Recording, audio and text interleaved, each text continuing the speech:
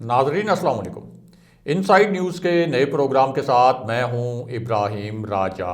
और आज हम बात करेंगे कि स्विमिंग पूल वाली वीडियोस किस को दिखाई गई, इन वीडियोस में नज़र आने वालों के मुतल्लिक क्या इंकशाफात किए गए हैं, ये वीडियोस किस किस को दिखाने के मुतल्लिक नए इंकशाफात हुए हैं, इन वीडियोस के मुबैना किरदार कौन हैं, ये वीडियोस कहाँ और किस मकाम पर बनाई गई थी, इन वीडियोस को बनाने वाले कौन थे, इन वीडियोस को बनाने के बाद किसने किस को ट्रांसफ़र किया, लंदन में पिछले 36 घंटे के दौरान क्या कुछ होता रहा, मरियम नवाज का इस पूरी सूरत हाल पर क्या रिएक्शन है, शहबाज शरीफ ने इसी सिचुएशन पर क्या रद्द अमल दिया है और वज़ीर-ए-आज़म इमरान खान ने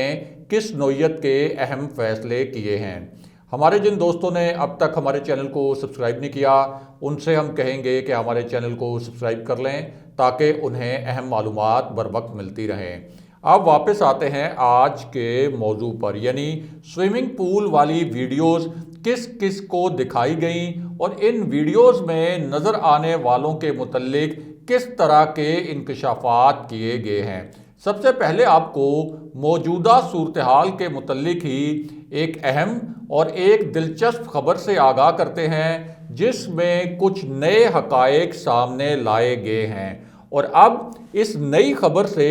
एक बहुत अहम मामले का पूरा रुख ही तब्दील होकर रह गया है और ये खबर अपोजिशन पर बिजली बनकर गिरी है। ख़ास तौर पर शहबाज शरीफ और मरियम नवाज इस खबर पर बहुत मायूस हैं और दिल गिरफ्ता हैं और ये खबर आप कह सकते हैं कि बिलावल भुट्टो के लिए भी बहुत बुरी साबित हुई है और उसकी वजह यह है कि एक ख़तरनाक मामले पर अपोजिशन ने जो प्लानिंग की थी बज़ाहिर वो प्लानिंग पहले मरहले में कामयाब जा रही थी और ऐसा लग रहा था कि अपोजिशन की ये मंसूबाबंदी कामयाब हो जाएगी, लेकिन अब उनका ये मंसूबा अचानक नाकाम हो गया है और ये जो पूरी अपोजिशन का मंसूबा था वो मंसूबा ये था कि इलेक्शन कमीशन को अपने साथ मिलाया जाए, जिसे उन्होंने अपने साथ मिला भी लिया और ये तासुर भी बन गया कि इस वक्त इलेक्शन कमीशन पूरे तरीके से अपोजिशन के साथ खड़ा है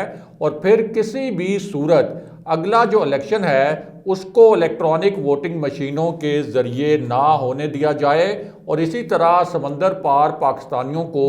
जो वोट का हक दिया गया है इस वोट के हक को भी वापस लिया जाए और इस मामले को किसी भी तरीके से रोका जाए। अब अपोजिशन की साजिश पर इलेक्शन कमीशन इलेक्ट्रॉनिक वोटिंग मशीनों के टेंडर में ताख़ीर कर रहा था, लेकिन अब इस मामले में एक नई पेशरफ्त हुई है और एक सनसनीखेज मोड़ आया है और ये मोड़ हुकूमत के एक फ़ैसले के बाद आया और वो फ़ैसला ये था कि हुकूमत ने इलेक्शन कमीशन के फ़ंड्स रोकने का ऐलान कर दिया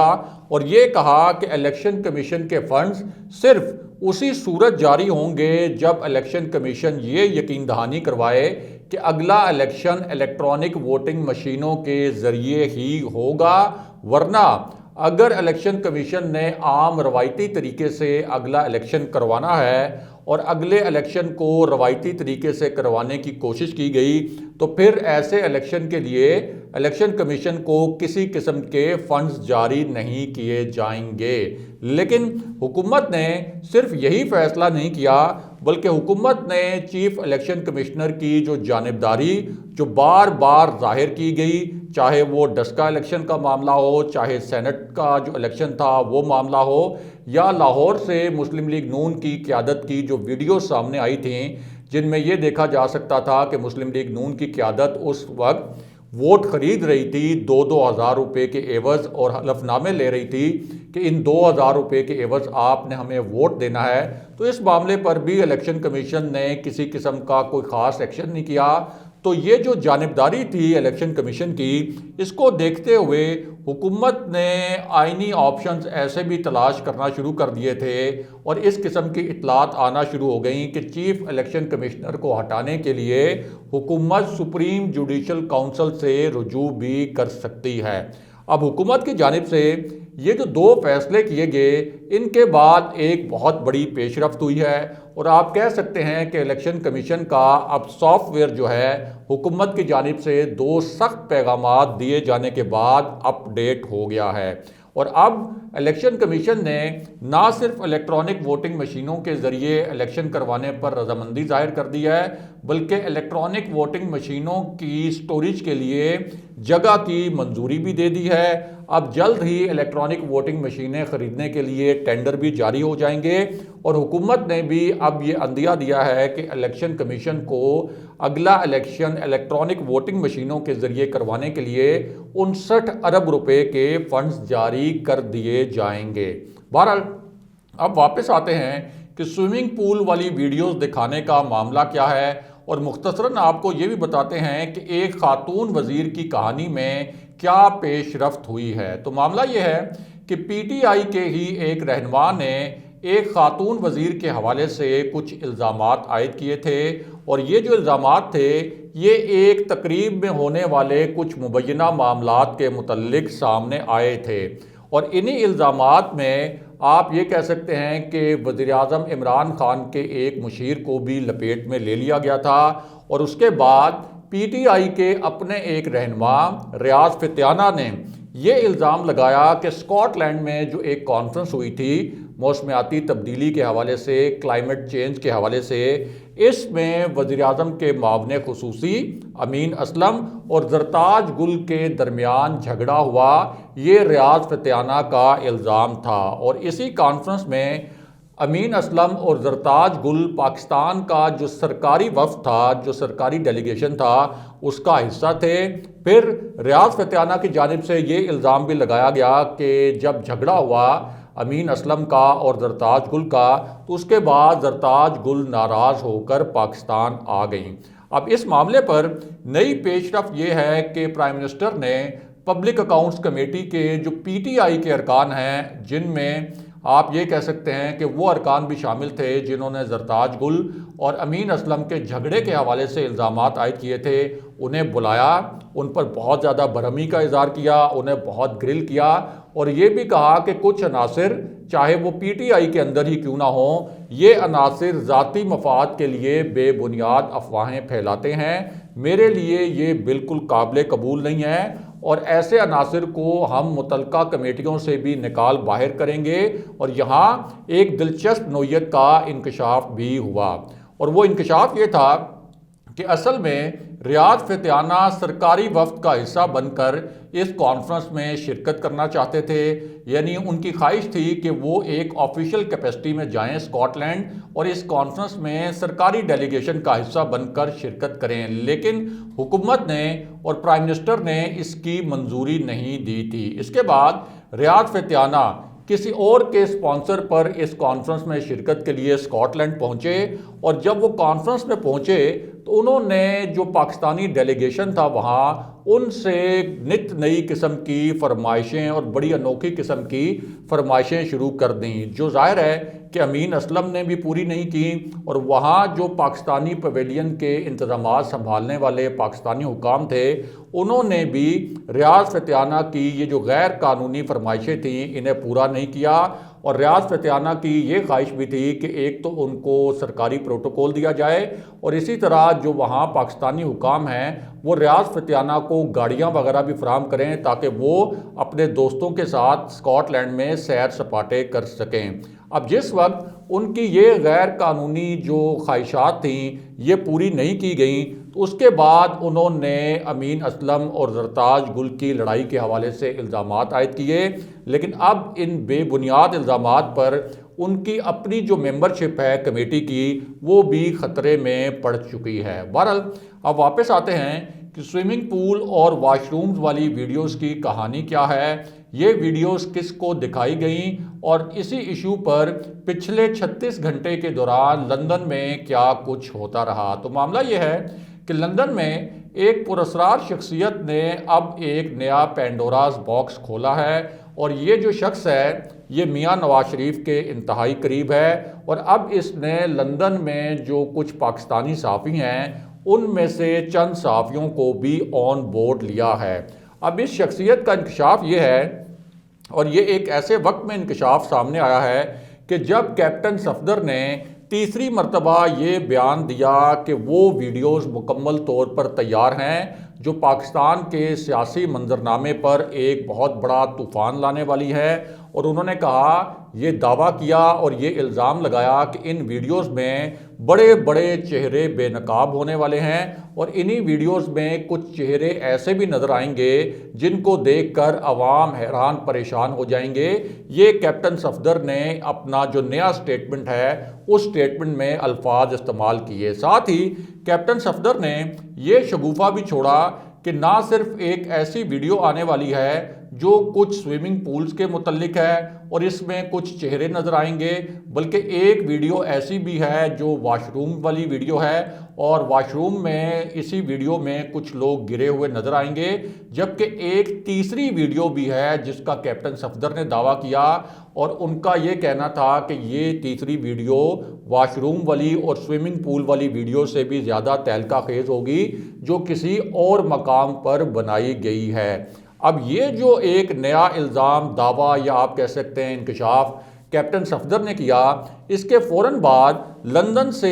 ایک اور بڑا انکشاف کرنے کا دعویٰ کیا گیا، اور یہ جو دعویٰ ہے یہ میاں نواز شریف کی ایک انتہائی قریبی شخصیت کی جانب سے کیا گیا، اور یہ ایک ایسا شخص ہے جو لندن میں ہر وقت میاں نواز شریف کے ساتھ ہوتا ہے، اور آپ یہ بھی کہہ سکتے ہیں کہ سائے کی طرح میاں نواز شریف کے ساتھ چمٹا رہتا ہے۔ میاں نواز شریف کی لندن میں ایسی کوئی سرگرمی نہیں ہوتی جہاں یہ شخص نواز شریف کے ساتھ نہ ہو، اور یہی شخص نہ صرف میاں نواز شریف کے بلکہ مریم نواز کے بھی بہت قریب سمجھا جاتا ہے، اور یہ ایک ایسا شخص ہے جو پاکستان میں مطلوب بھی تھا، اور یہی شخص سابق جج ارشد ملک کا جو ویڈیو سکینڈل تھا اس ویڈیو سکینڈل کا مرکزی کردار بھی تھا، یعنی شریف فیملی کے لیے ویڈیوز وغیرہ بنانے کا جو ٹاسک ہے وہ اسی شخص کو دیا گیا ہے، اور یہ شخص اس ویڈیو آڈیو والا جو ایک ناشائستہ کھیل مسلم لیگ نون نے شروع کر رکھا ہے، اس کھیل کا مرکزی کردار سمجھا جاتا ہے۔ اب خود نون لیگ کے جو مرکزی لیڈرز ہیں اور نون لیگ کے جو مرکزی رہنما ہیں، انہوں نے اسی شخص کے متعلق یہ کہا کہ اس کے پاس کچھ خطرناک نوعیت کی نئی ویڈیوز بھی موجود ہیں۔ اس کے بعد یہ شخص لندن میں ایک مقام پر پہنچا، وہاں اس نے کچھ صحافیوں کو اپنی طرف سے کچھ میسیجز بھجوائے، اور ان میسیجز میں صحافیوں سے کہا کہ وہ مجھ سے ملنے کے لیے، یعنی اس شخص سے ملنے کے لیے اس مخصوص مقام پر پہنچ جائیں جہاں وہ خود بھی موجود تھا۔ اب جس وقت صحافی وہاں پہنچے تو اس شخص نے یہ دعویٰ کیا، یا آپ کہہ سکتے ہیں کہ اس شخص نے اپنی طرف سے الزام لگایا یا انکشاف کیا کہ اس کے پاس 2 نئی ویڈیوز موجود ہیں، اور اس کا دعویٰ یہ تھا کہ یہ جو 2 نئی ویڈیوز ہیں یہ جسٹس ثاقب نثار کی جو ایک آڈیو سامنے لائی گئی تھی اس آڈیو سے مختلف ہیں، یعنی جسٹس ثاقب نثار کی وہ آڈیو جسے اس سے پہلے نون لیگ سامنے لے کر آئی تھی لیکن وہ آڈیو مکمل طور پر جعلی ثابت ہو گئی، تو اس شخص نے یہ کہا کہ اس آڈیو کے بعد اب 2 نئی ویڈیوز سامنے آنے والی ہیں، اور یہ ویڈیوز بہت بڑا پاکستان کے سیاسی منظرنامے پر طوفان لے کر آئیں گی۔ اب اسی شخص نے یہ تاثر بھی دیا کہ ان ویڈیوز میں نہ صرف سابق چیف جسٹس کا نام بھی ہوگا بلکہ ساتھ ہی اس طرح کا ایک ایکسپریشن دیا، اس طرح کا امپریشن بھی دیا کہ ریاستی اداروں کے کچھ افسران کا نام بھی انہی 2 ویڈیوز میں آئے گا۔ پھر اس شخص نے یہ دعویٰ بھی کیا کہ ان ویڈیوز کے اصل ہونے میں اور ان ویڈیوز کے اوریجنل ہونے میں کسی کو کسی قسم کا شک و شبہ نہیں ہوگا، اور یہ ویڈیوز اتنی تہلکہ خیز ہوں گی کہ عدالتوں کو ان ویڈیوز کا نوٹس لینا ہی پڑے گا، اور ان ویڈیوز کے آنے کے بعد میاں نواز شریف اور مریم نواز کے خلاف جو فیصلے کیے تھے عدالتوں نے، یعنی ان کو سزائیں دینے کے فیصلے اور ان کو نااہلیاں ان کی جو ہوئی عدالتی فیصلوں کے نتیجے میں، یہ فیصلے واپس لینے پر عدالتیں مجبور ہو جائیں گی، یہ اس شخص کا دعویٰ ہے۔ لیکن یہاں 2 نکات بہت اہم اور دلچسپ بھی ہیں۔ ایک تو یہ کہ اس سے پہلے نون لیگ رانا شمیم کا جو حلف نامہ سامنے لائی تھی جس کا مقصد میاں نواز شریف اور مریم نواز کو بے گناہ ثابت کرنا تھا، وہ حلف نامہ مکمل طور پر فراڈ ثابت ہو چکا، مکمل طور پر یہ ثابت ہو چکا کہ کس طرح سے ملی بھگت سے اور جعلسازی کے ساتھ وہ حلف نامہ تیار کیا گیا تھا۔ اسی طرح جسٹس ثاقب نثار کی جو آڈیو سامنے لائی گئی تھی، جس کے متعلق مریم نواز اور میاں نواز شریف اور پوری مسلم لیگ نون یہ دعویٰ کر رہی تھی کہ اس آڈیو کے ذریعے مریم نواز اور میاں نواز شریف کے بے گناہی ثابت ہو چکی ہے، اور یہ ثابت ہو چکا ہے کہ ان دونوں کو جو سزائیں ہوئی تھیں وہ اداروں کے دباؤ میں ہوئی تھیں۔ لیکن بعد میں پتہ یہ چلا کہ جسٹس ثاقب نثار کی یہ جو آڈیو ہے یہ بھی مکمل طور پر جعلی ہے۔ لیکن اب جن نئی ویڈیوز کا دعویٰ کیا جا رہا ہے، اس کا مطلب یہ ہے کہ نون لیگ نے کہیں نہ کہیں اور ویڈیوز بھی اور ممکنہ طور پر کچھ جعلی ویڈیوز تیار کر رکھی ہیں، لیکن کہانی یہاں ختم نہیں ہوتی۔ وہ اس لیے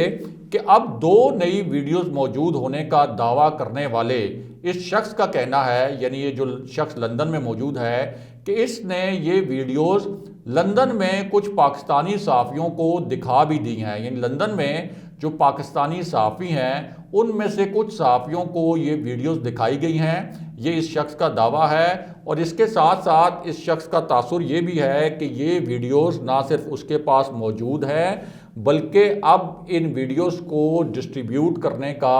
اور ان کو آگے پھیلانے کا جو عمل ہے اور جو ابتدائی مرحلہ ہے وہ بھی شروع کر دیا گیا ہے۔ اور یہی وجہ ہے کہ لندن میں موجود اب کچھ پاکستانی صحافی یہ دعوے کر رہے ہیں اور اس طرح کے سٹیٹمنٹس ان کی جانب سے سامنے آ رہے ہیں کہ ہاں کچھ نئی ویڈیوز سامنے آنے والی ہیں، نون لیگ کچھ نئی ویڈیوز جو ہیں وہ مزید لیک کرنے والی ہے۔ لیکن یہاں اہم بات یہ ہے کہ جو شخص نئی ویڈیوز لانے کا دعویٰ کر رہا ہے، جو میاں نواز شریف کا بہت قریبی ساتھی ہے، اس کی اپنی ساکھ زیرو ہے۔ اور جس طرح سے نون لیگ نے ایک جعلی حلف نامہ بنایا تھا اور جس طرح سے اس کا ایک جعلی آڈیو والا ڈرامہ بے نقاب ہوا، اسی طرح یہ جو نئی ویڈیوز کا ایک شوشہ چھوڑا جا رہا ہے یہ بھی ایک جعلی ڈرامہ ثابت ہو سکتا ہے۔ لیکن مسلم لیگ نون اس کے ذریعے آپ کہہ سکتے ہیں کہ سیاسی ماحول کو ضرور گرما رہی ہے اور ایک سیاسی بیانیہ بنانے کی کوشش ضرور کر رہی ہے۔ اگلے پروگرام تک کے لیے خدا حافظ۔